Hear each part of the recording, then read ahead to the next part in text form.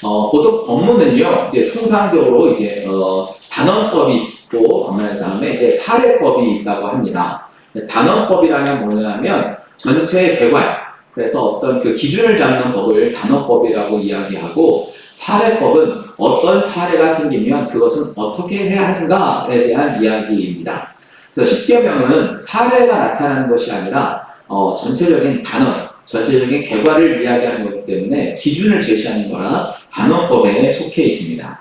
특별히 지난주에 말씀드렸던 것처럼 국민으로 태어나면 그 나라의 헌법과 규제와 규율을 지켜가고 그것이 우리를 보호하기 때문에 이 십계명이라고 하는 것은 하나님의 나라를 사랑하는 하나님의 백성들이 지켜야 하는 법문인데 그 하나님의 법은 그 백성을 그 백성답게 만들 뿐만 아니라 반대로 또 하나 그 긍정적인 측면으로는 그 백성을 지키는 그 백성을 보호하는 보호법 중에 하나라는 겁니다. 보호의 기능이 함께 있어요. 여러분들께서도 그것을 함께 지켜서 이 말씀을 우리가 지킬 때 이 말씀을 우리가 어떻게 보호하는지도 함께 잘 기억하면서运用하면서 말씀을 따라가면 좋겠습니다.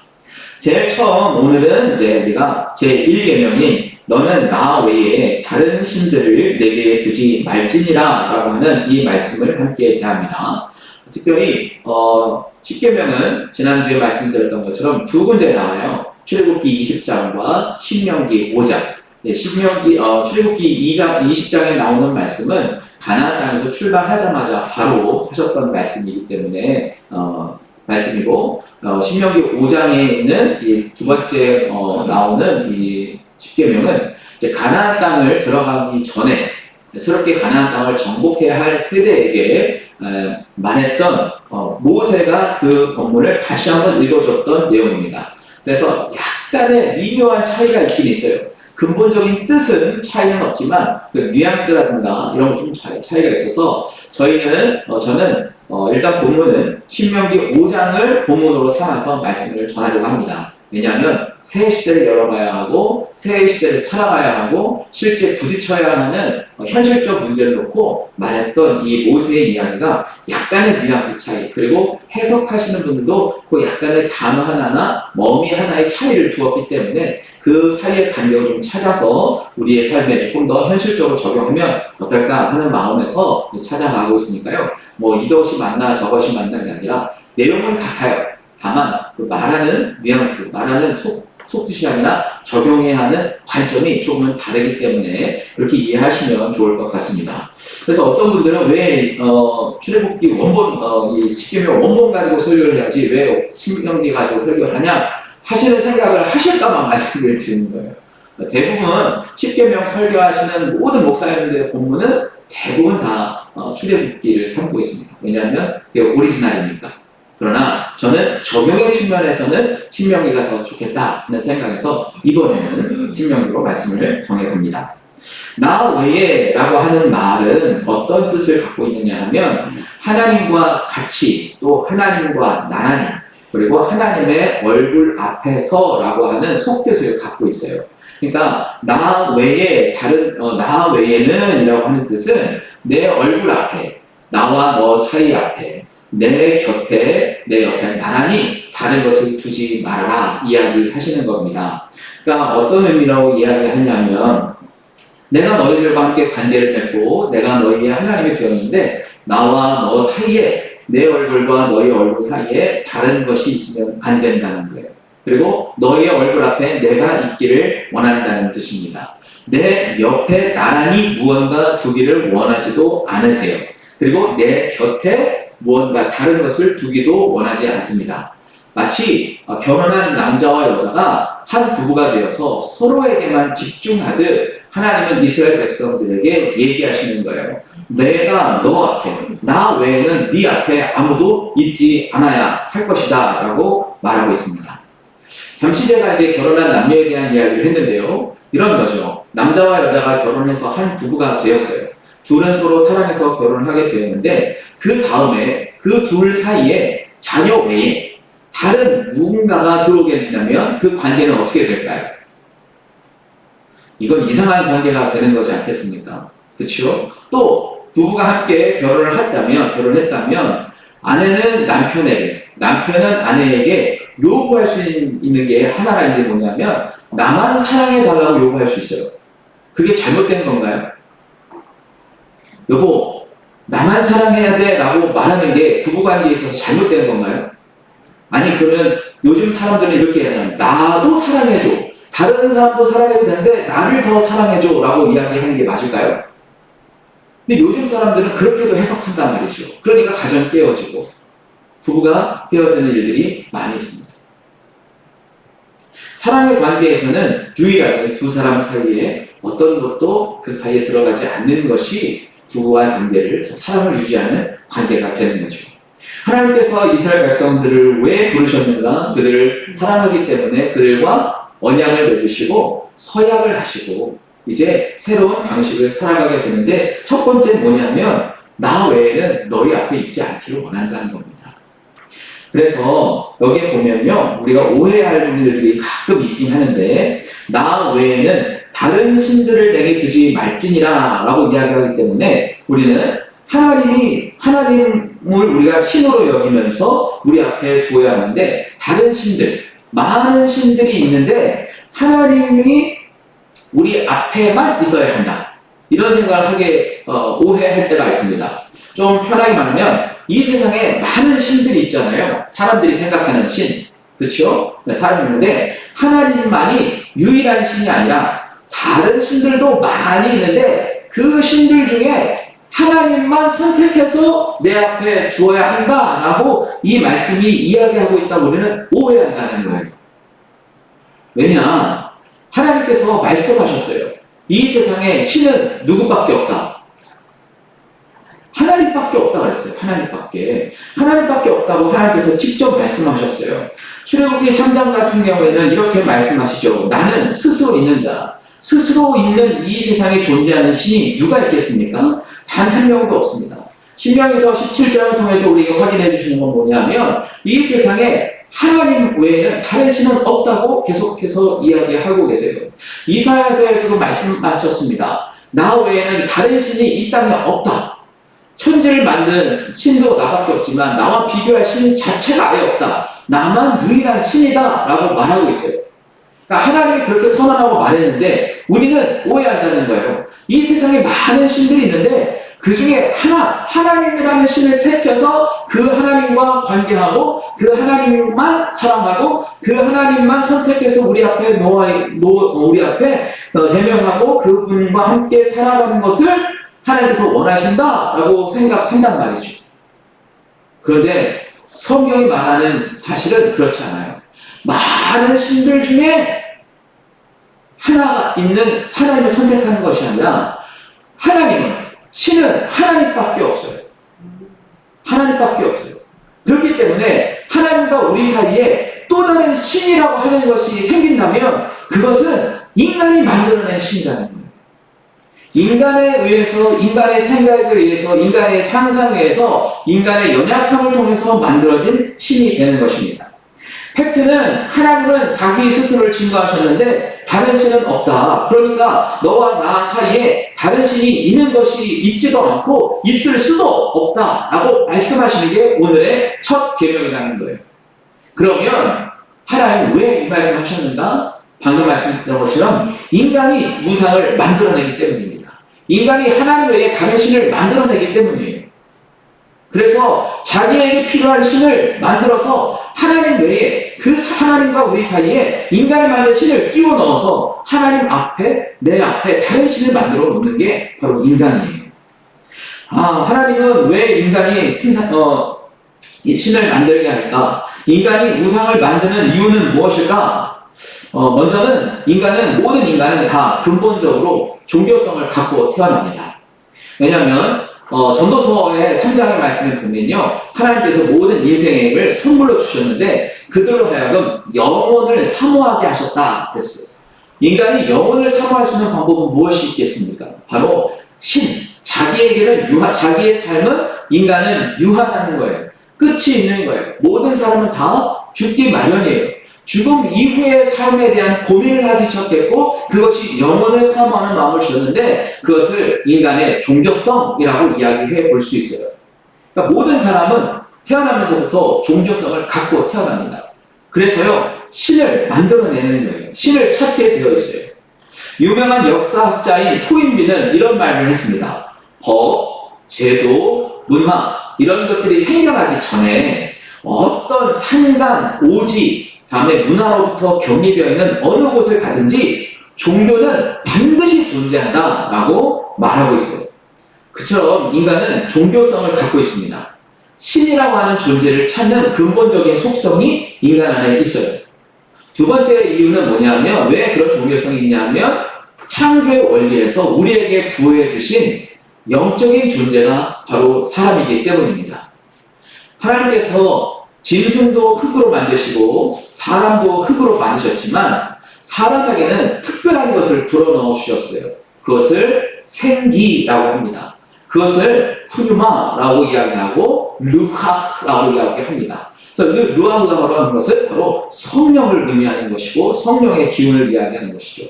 그러니까 짐승과 사람이 다른 것은 영적인 존재라는 거예요. 그래서 영적인 것을 찾아가려고 하기 때문에 사람은 종교성을 갖게 됩니다. 그러니까 창조의 원리, 그것이 바로 종교성을 갖고 있기 때문에 인간은 신을 찾게 되어 있어요.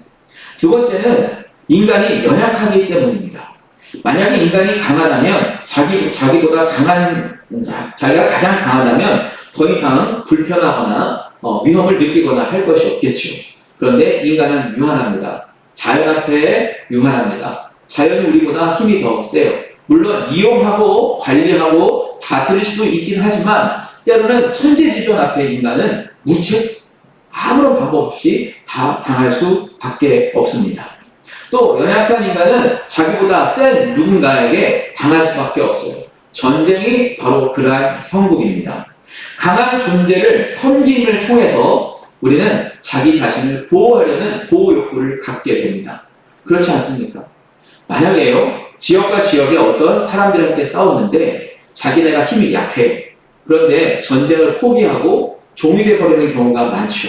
왜 그렇습니까? 그들의 보호 안에 들어가는 것이 생명을 죽는 것보다는 낫기 때문에 스스로 그 안에 종으로 되어가는 경우도 많이 있습니다.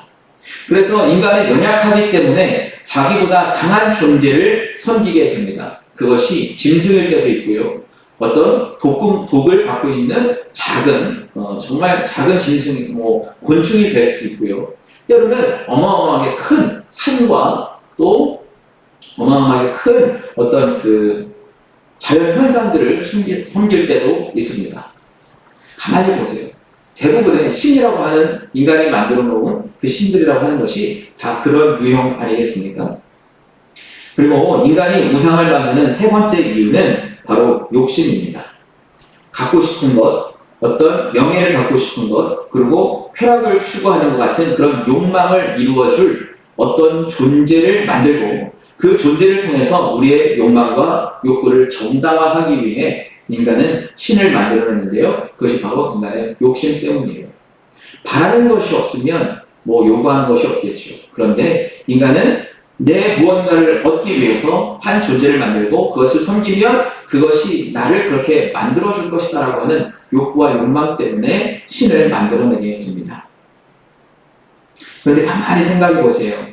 이것이 다 누가 만들어내는 거예요? 사람이 만들어내는 신이에요. 자, 사람이 만든 게 대단합니까? 아니면 그 만든 존재가 더 대단합니까? 바꿔 말하면요, 인간이 무언가 기계가 되었든지 어떤 물건이 되었든지 도구를 되었든지 이걸 만들었어요. 그러면 그 물건이 만든 사람보다 더 대단할 수는 없지요. 더 뛰어날 수는 없지요. 그 물건이나 어떤 장치나 도구를 만든 사람이 더 뛰어난 거잖아요. 생각해 보세요. 인간이 만든 신과 인간, 어느 존재가 더 뛰어난 존재입니까? 인간이 더 뛰어난 존재가 되는 거잖아요. 그런데 이상하게 우리는 사람이 만들어 놓고도 그 만들어 놓은 존재 안으로 들어가는 경향이 있다는 거예요. 이것이 바로 하나님께서 우리에게 말씀하시는 이 우상숭배의 위험성입니다. 그래서요, 일반적으로 교회를 다니면서 또 성경 말씀을 듣고 하나님을 믿고자 하는 사람은요, 하나님만이 주인인데 다른 것을 주인으로 삼지 않으려고 하는 다행스러운 삶을 살아갑니다. 그리고 보편적으로 사람들이요, 손으로 만든 형상이나 어떤 사람의 생각에 의해서 만들어낸 어떤 존재에 대해 절하거나 그것을 믿거나 신뢰하지 않는 경향들이 교회에 다니는 사람들은 있습니다. 왜냐하면 하나님에 대해서 알게 되니까요. 그런데도 요한은 요한 1서의 맨 마지막 문장에 이렇게 이야기하고 있습니다. 자녀들아, 너희 자신을 지켜 우상에서 멀리하라. 요한일서 5장 21절 맨 마지막에 이렇게 요한일서를 마정하면서 우리 믿는 사람들에게 얘기해 주는 거예요. 그들을 우리에게 변명하는 겁니다. 너희 자신을 지켜서 우상에서 멀어져라. 우상을 멀리하라 입니다. 이 메시지는 믿지 않는 사람들에게 한 말이 아니라 믿는 사람들에게 한 말이라는 거예요. 그렇다면 믿는 사람이 우상을 가까이 할 수 있다는 거예요. 우리가 믿기 때문에 믿지만 하나님보다 다른 우상을 만들어서 하나님과 우리 사이에 들여놓을 수 있기 때문에 요한은 이 이야기를 하는 거예요. 바꿔 말하면 하나님은 우리를 아시기 때문에 우리가 혹시라도 하나님과 우리 사이에 다른 무언가를 사이에 끼워 놓을까봐 하나님과 우리 사이에 어떤 것을 놓을까봐 하나님은 먼저 이야기하시고 절대 이거는 하면 안 된다라고 이야기해 주신 게 10계명의 첫 계명입니다. 인간은 하나님과의 사이에서 다른 존재를 들여놓을 수 있는 그 가능성, 인간의 연약함, 인간의 종교성, 인간의 욕심, 이것들 때문에 그 가능성이 있기 때문에 하나님께서 우리에게 말씀하신 거예요. 그러면 우리 안에는 또 우리는 어떤 것을 하나님과 우리 사이에 끼워 놓을 가능성이 있을까 한번 살펴보자면, 먼저는 일단 눈에 보이는 우상들이 가장 많습니다. 왜냐하면 일단 눈에 보이니까요. 그래서 우리가 흔히 만드는 목상, 아니면 구워 만드는 주상, 아니면 산에 만들어 놓거나 돌을 깎아서 만드는 석상, 그리고 동이나 철 이런 것을 통해서 만들어 놓은 많은 우상, 성경은 그것을 드라빔이라고 이야기하고 있는데요. 이런 것들이 바로 사람의 눈에 보이는 우상에 속할 수 있습니다. 때로는 각종 흰색 짐승이나 아니면 자연물, 그리고 해나 달과 별, 그래서 인간이 가질 수 없는, 소유하지는 못하지만 인간의 눈에 보이는 어떤 것을 숭배하게 되는 것이 바로 눈에 보이는 우상인 거예요. 다행히 해, 달, 별 이런 것들을 우리가 섬기지는 않으나 우리도 모르는 사이에 눈에 보이는 무언가를 하나님과 우리 사이에 끼워놓을 때가 있습니다. 그것이 때로는 우리의 집이 될 수 있겠고, 우리가 갖고 있는 어떤 소유물이 될 수 있겠고, 우리의 어떤 재산 가치가 될 수도 있겠고, 때로는 정말 우리가 알지 못하는 무언가, 눈에 보이지 않는 무언가를 통해서도 끼워놓을 수 있습니다. 제가 설교 말씀 준비하다 보니까 신이 많은 나라가 몇 나라가 있는데요. 일본 같은 경우에는 신이 어마어마하게 많은데 신의 종류가 800만 개가 넘는다고 합니다. 800만 개. 저는 우리나라는 이렇게 어떤 신이 단군을 비롯해서 여러 가지 사람들이 섬기는 신들도 있고, 보면 귀신들을 섬기는 사람도 있긴 하지만, 일본에는 800만 개의 신이 있다. 이렇게 되어 있어요. 또 우리가 알고 있는 그리스 로마 신화, 학생들 많이 권장도 있긴 하는데, 거기에 보면요, 체계에 따라서 몇 가지밖에 안 나오는 것도 있긴 하지만, 제가 리스트를 어떻게 검색을 통해서 찾아봤는데, 그리스 로마에 나오는 최고로 많이 나와 있는 그 리스트 쭉 나와 있는 거 보니까 400개가 넘더라고요. 네. 그래서 그 내용을 가만 보니까 별개 다 신이에요. 공기의 신, 물의 신, 신발의 신, 네. 다음에 짐승들도 다 하나하나 신이 있고, 음식도 신이 있고, 자연 현상에도 신이 있고, 별자리에도 신이 있고, 파도의 신도 있고, 네. 그러니까 사람이 자기보다 센 무언가는 다 신으로 여기는 것입니다. 그래서 우리가 그것을 보통 보면 이제 만신이라고 이야기하죠. 모든 만물이 다 신으로 보는 것을 만입니다.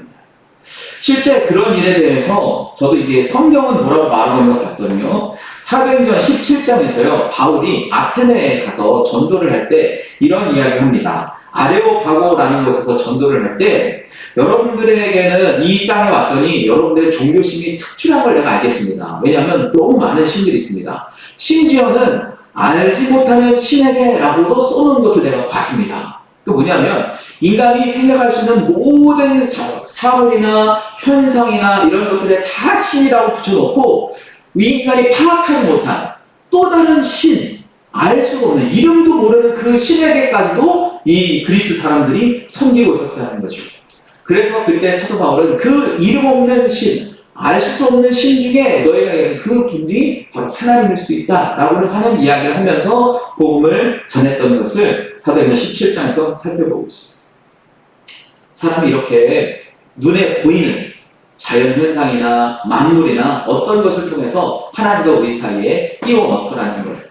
사랑하는 여러분, 그래도 우리는 다행이겠죠? 아직 그런 일은 없으니까. 그럼에도 불구하고 우리 자신을 한번 되돌아봤으면 좋겠습니다. 하나님과 우리 사이에 보이는, 눈에 보이는 어떤 현상이나 기물이나 도구나 어떤 것이라도 하나님과 우리 사이에 혹시라도 껴있다면 우리 앞에 그런 것을 놓고 하나님을 대면한다면 우리가 그것을 제거하는 그런 회개가 일어나야 하겠습니다. 하나님은 사실 눈으로 보면서 섬기는 신이 아니잖아요. 하나님은 우리의 마음으로, 믿음으로 보면서 섬기는 분이죠. 그런데 사람은요, 이상하게 눈에 보이는 신을 추구하더라는 거예요. 보이는 것에 관심이 집중하게 되면요, 하나님과 멀어지게 마련입니다. 그러니까 여러분, 보이는 것에 현혹되지 마시고 마음의 눈으로 볼 수 있는 하나님과 더 직접적인 관계를 맺어가시길 바랍니다. 그런데 인간의 연약함을 아시고 하나님은 우리에게 스스로를 보여주셨어요. 하나님이 진짜 계시다고 우리에게 나타나 주셨어요. 신의 산에서 하나님은 말씀하실 때 나타나셨죠. 임재하셨죠. 그래서 이 모세와 함께 이스라엘 백성들이 하나님 임재를 경험하게 하고 하나님의 소리를 듣게 하셨습니다. 하나님을 눈으로 보면 살아남을 수 있는 사람이 단 한 사람도 없기 때문에 하나님은 모세조차도 하나님의 뒷모습만 보도록 허락하셨습니다. 왜냐하면 우리는 하나님을 눈으로 보고 섬기는 것이 아니고 믿음으로 섬기기 때문인 거죠. 성막이 완성되었을 때 어떻게 하셨습니까? 하나님은 구름과 연기로 임재해 주심으로써 이스라엘 백성들이 하나님의 실제를 눈으로 목격하게 하십니다. 그래도 안 믿으니까 하나님께서 예수님을 직접 이 땅에 보내주셨죠. 그래서 이 땅에 보내주셔서 예수님을 하나님의 아들이심을 만져보게 하시고 함께 동락하게 하시고 죽었다가 부활하게 하심으로써 진짜 신이라는 것을 보여주셨죠. 그 약속하신, 하나님께서 약속하신 예수님 승천하시고 나셔서 진짜 신의 존재, 하나님의 존재와 동일한 분을 우리에게 보내주셨습니다. 그것이 바로 성령님이세요. 성령님을 우리가 눈으로 볼 수 있지는 않아요. 그러나 성령이 우리와 함께 계시고 동행하신다는 것을 우리는 확실하게 알고 있습니다. 그것이 바로 우리가 하나님께서 실제 하신다는 것을 알게 되는 것이죠. 그러니까 눈으로 보이는 것에 마음 뺏기지 마시고 눈으로 보이지 않아도 하나님의 계심은 믿음을 갖고 살아야 합니다. 그러다 보니까요, 이 눈에 보이지 않는 우상들이 하나님을 대신해서 우리 안에 쳐들어온 경우들이 간혹 있습니다. 예를 들면 이런 거죠. 귀신, 그렇죠? 점을 치면서 예언하는 것, 또 요술을 부리는 것, 어떤 그 접신에서 신이 나타나는 이 신격화되어 있는 것 같은 무당, 그리고 하늘의 별을 살펴보면서 점을 치는 점성술, 또 혼을 불러일으켜가지고 사람과 접신하게 하는 초혼, 그리고 하나님과 반대되는 사상, 이런 것들은 우리가 인식하지 못하고도 은연중에 따라가게 되는 일들도 많이 있습니다. 그래서요, 신명기 18장에서는 이렇게 하나님께서 주의해야 되는 것을 이야기하시는데 함께 제가 읽어드릴게요. 그의 아들이나 딸을 불 가운데로 지나게 하는 자나 점쟁이나 길흉을 말하는 자나 요술하는 자나 무당이나 진언자나 신접자나 박수나 초혼자를 너희 가운데 용납하지 말아라. 왜냐하면 이런 일을 행하는 모든 자를 여호와께서 가증히 여기시나니 너는 내 하나님 여호와 앞에서 완전하라. 이런 것들이 하나님 앞에 들어와 하나님 사이에 들어오면 안 된다는 거예요. 보이지 않는 우상들은 어느 시대를 막론하든지요, 사람들 사이에 들어와서 사람들을 미혹합니다. 거룩하신 하나님의 말씀을 의심하게 만들면서 하나님 사이에 들어와요. 자, 가령 예를 들면 이런 거죠. 아담과 하와가 하나님의 말씀을 믿었습니다. 그런데 하나님의 말씀을 의심하게 만들었어요.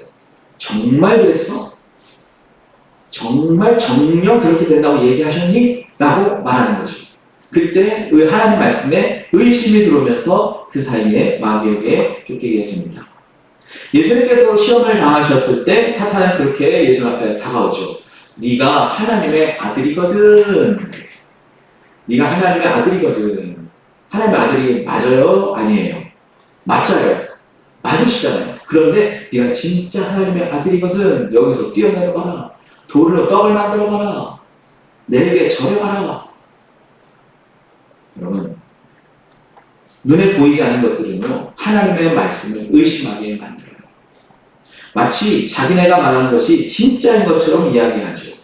그래서요, 제가 가끔, 저도 어렸을 때 멋모르고 봤던 게 있는 게 뭐냐면, 신문 같은 데 보면, 오늘의 운세 뭐 이런 거 있어요. 오늘의 운세. 저는 장난이라고 생각했긴 했지만, 지금도 생각하면 그렇게 어리석은 경험이 없었어요. 거기 보면, 동쪽에서 기린이 나타날 것이다. 오늘 귀인을 만나게 되는데 뭐 물을 조심해라 뭐 이런 거 있으면 그날 물 먹을 때도 조심하고 체할까 그러고 이런 우리가 학생 때 충분히 장난스럽게도 그렇게 할 수 있지만 그것이 우리를 얽매는 거예요. 만약에요 정말 동쪽에서 귀인을 만나게 되면 어떻게 됩니까? 오늘의 운세가 맞는 게 되는 거예요. 그렇죠. 물을 먹었는데 물 먹고도 체하거나 킥거리거나 이렇게 되면 물을 조심해야 되는 게 맞는 게 됩니다. 하나님의 말씀을 믿고 신뢰해야 되는데 그릇된 정보, 거짓을 우리가 속게 만드는 것이 바로 보이지 않는 영의 존재인 거예요. 사탄은요, 이 보이지 않는 우상들을 통해서 사람을 나락으로 떨어뜨리는 것이 아니라 오히려 죄성을 자극해서 이기심을 불러일으키고 야망을 불러일으킵니다.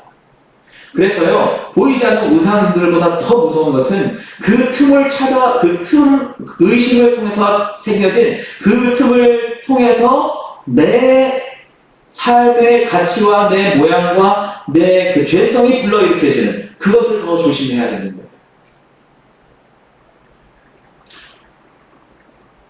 아담과 하와에게 의심을 불러일으켜서 추구했을 때 처음 했던 이야기는 뭐냐면 내가 하나님같이 될 것이다. 하나님같이 될까봐 그렇게 못한 거야 라고 말해주었거든요. 바로 인간의 죄성, 하나님같이 되려고 하는 하나님의 영역을 뛰어넘어 자기 자신이 스스로 신이 되려고 하는 인간의 욕구와 욕망을 일으켜서 하나님과 멀어지게 하는 거예요. 사탄은요 그렇게 우리를 하나님과 떨어뜨리려고 합니다. 하나님의 공의와 사랑을 오해하게 하고 우리 스스로 교만하게 하고 하나님 앞에서 겸손해야 하는데 우리로 하여금 겸손해서 멀어지게 합니다. 하나님과 동행하는 삶을 살아야 되는데 하나님과 멀어지는 삶을 살게 합니다. 하나님과 더 친밀한 관계를 맺어야 하는데 그 사이를 회방하기 시작합니다. 부부관계에서도 그렇지 않습니까? 남자와 여자가 서로 사랑해서 한 부부가 되는데 그 믿음이 굳건해지면 헤어지지 않는데요. 의심이 들어가기 시작하면 이게요 걷잡을 수 없잖아요. 그래서 의처증, 의구증이라고 하는 것은 정말 그 둘 사이에 너무도 힘든 관계를 만들어가지 않습니까? 사탄은 보이지 않는 우상들을 통해서 하나님을 의심하게 만듭니다. 하나님만 뛰어난 게 아니라 나도 뛰어나다. 자기도 뛰어나도 이야기할 건 아니라 너도 뛰어날 수 있다. 너도 하나님이 될 수 있다라고 우리를 미혹합니다. 여러분, 이 보이지 않는 우상을 조심하시기 바랍니다.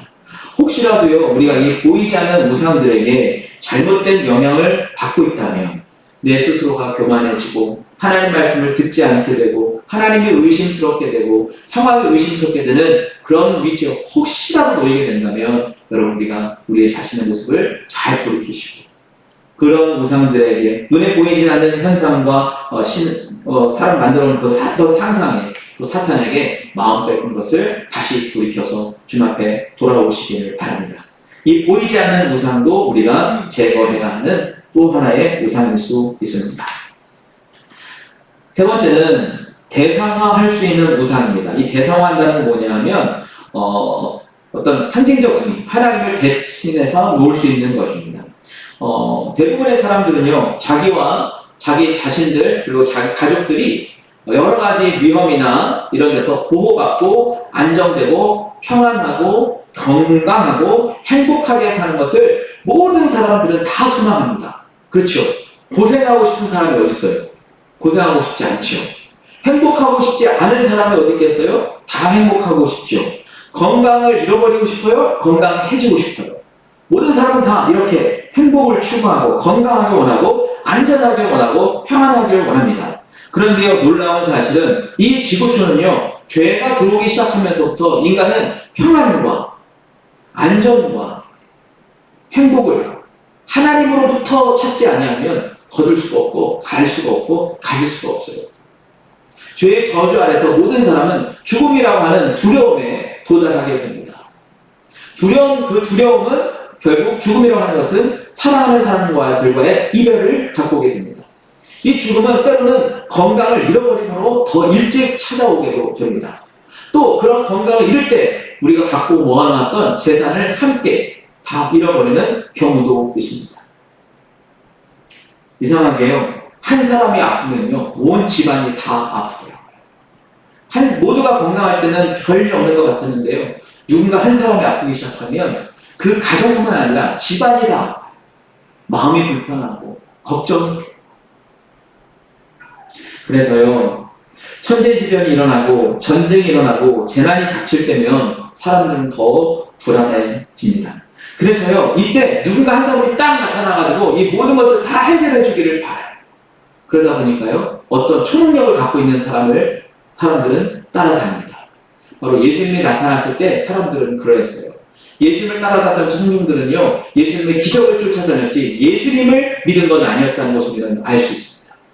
그들의 배고픔을 해결해주고 그들의 질병을 고쳐주고 어떤 신적인 능력을 갖고 있는 초인을 추구했던 것이고 따랐던 것이지 진짜 메시아 그리스도 예수님을 쫓았던 것은 아니라는 것을 우리는 알 수 있습니다. 그렇기 때문에요, 어떤 누군가는 이런 사람들의 심리를 이용해서 자기가 어떤 초인이라도 된 것처럼 사람들의 마음과 생각을 올감해서 사로잡습니다. 얼마 전에 한국 사회를 깜짝 놀라게 했던 일들이 있었죠. 자기가 신이라고 말하는 사람들이 영상에 공개되면서부터 문제가 되기 시작했고 사람들이 깜짝 놀라기 시작했습니다. 바로 정명석과 아가동산 그리고 요즘에 또 나타나기 시작한 돌나라 마찬가지입니다. 그 외에 많은 이단 종교들, 그것을 우리는 적그리스도라고 이야기하는데 사람들을 그런 초인적인 능력과 카리스마로 사람들을 사로잡는 일들이 시작됩니다. 더 무서운 일은요, 그런 초인을 외부에서 찾는 것이 아니라 자기 자신을 숭배하는 사람도 생기기 마련입니다. 외부에 있는 어떤 정치인이나 종교인이나 지식인이나 주변인들, 그런 사람, 특출한 사람들을 쫓아서 그 사람들을 하나님과 나 사이에 끼워놓는 사람도 분명히 있지만 어떤 사람은 자기 자신을 그 대상화, 하나님처럼 만들어서 자기 자신을 숭배하는 경우도 있습니다. 전능하신 하나님을 하나님으로 인정하지 않고 오히려 자기 자신의 능력과 자기 자신을 더 의지하면서 자기 힘을 가지고 자기의 야망을 가지고 자기 감정을 기준으로 자기 자신을 숭배하는 사람들이 생기기 마련입니다. 그것을 어떤 경우에는 교만으로 삼아가기도 하고 어떤 경우에는 이기심으로 찾아가기도 하고 어떤 사람은 포악한 행동을 통해서 자기 자신을 그렇게 만들어가기 시작합니다.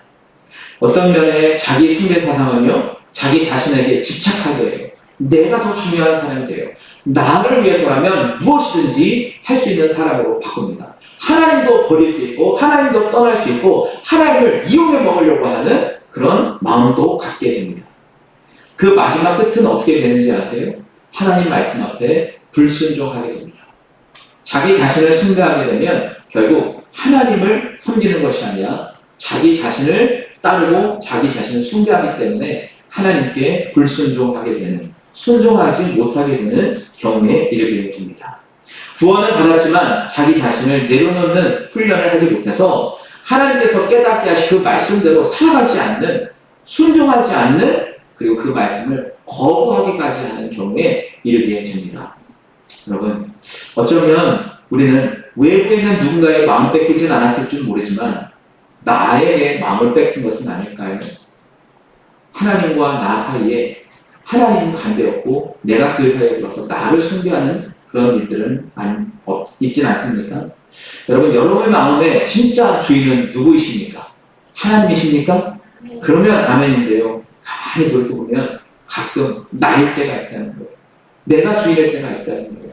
그럴 때 우리는 얼른 내 자신을 내려놓고 나를 숭배하는 내 자신의 마음의 왕의 자리에 내가 있다면 얼른 내려오고 그 자리에 하나님을 앉혀드리는 우리 마음의 주인을 하나님으로 여기시는 사람 되기를 바랍니다. 그 다음에 누구나 나타날 수 없는 마지막 대상화할 수 없는 우상이 하나 있는데 그 성경에 아주 적나라하게 이야기하고 있어요. 욕심이 잉태하여 죄를 낳고 죄가 장성하여 사망을 낳는다 그랬고요. 탐심은 우상 숭배다라고 아예 명시해 주었습니다. 사람은요 사실 크고 작은 욕심들이 있어요. 없진 않아요. 행복을 위한 욕심이에요. 그 욕심은요 때로는 다른 사람과 함께 공존하기도 하고요. 때로는 다른 사람과 연대해서 함께 살아가기도 합니다. 때로는 그 행복을 위한 욕심 때문에 내가 손해를 보는 것도 기꺼이 감당할 때가 있고요. 때로는 그 욕심을 이루기 위해서는 찾기 위해서 법제와 규제를 잘 지켜가며 살아가는 경우도 있습니다. 문제는요, 그 욕심 때문에, 그 탐심 때문에 다른 사람은 어떻게 되든지 상관없이 자기 자신만을 위해서 부정한 일과 사욕을 추구하고 악한 정령을 사용해서 기필코 그것을 얻으려고 하는 그것이 문제인 경우가 많아요. 그것을 탐심이라고 이야기합니다. 욕심을 위해서요, 수단과 방법을 가리지 않는 것. 그것이 돈이 되었든, 명예가 되었든, 권력이 되었든, 내 욕심을 위해서, 그 욕심을 채우기 위해서 어떤 희생이라도 반드시 치러서 이것을 내 것으로 만들겠다라고 몰두하기 시작하고 집착하면 그것이 바로 탐심이 되는 겁니다.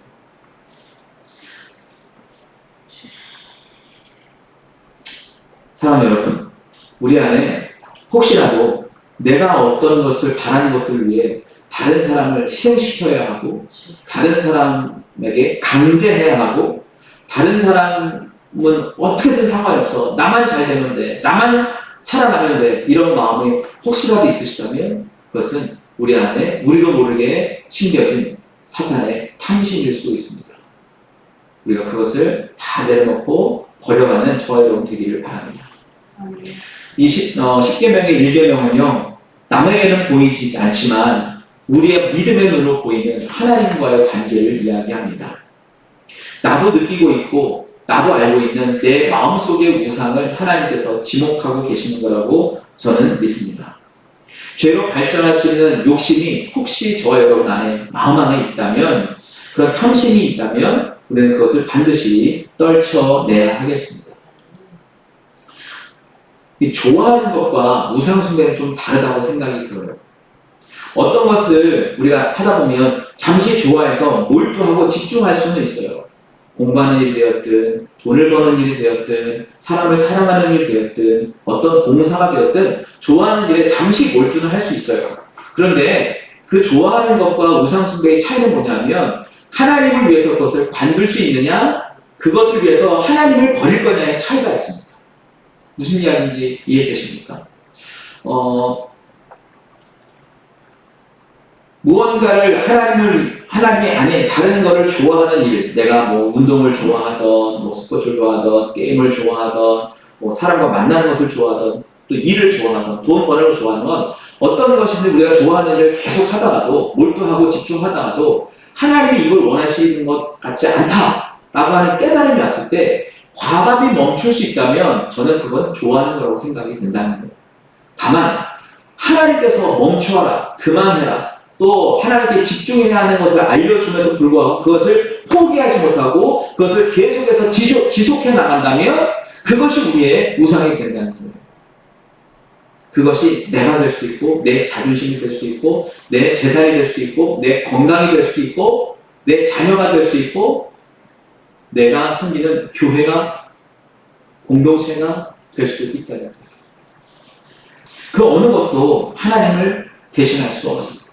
하나님 우리에게 그걸 요구하시는 거예요. 사랑하는 여러분, 좋아하는 것을 하지 말라는 것이 아닙니다. 좋아하는 것을 하지 말라는 것이 아니에요. 다만 그것이 우리와 하나님 사이에 들어오지 못하도록 주의하고 경계하는 겁니다. 사랑하는 여러분, 저와 여러분이 그런 삶을 살아가는 겁니다. 내 마음과 내 행동에 직접적인 영향을 주는 것이 하나님의 말씀인가 아니면 내가 좋아하는 것인가 잘 구분하셔서 우리는 하나님과 우리 사이에 있는 그 우상을 잘 제거해버리고 하나님과 더 친밀한 관계를 맺어가는 10계명의 제1계명을 잘 지켜가는 우리 모두가 되기를 예수님의 이름으로 축복합니다.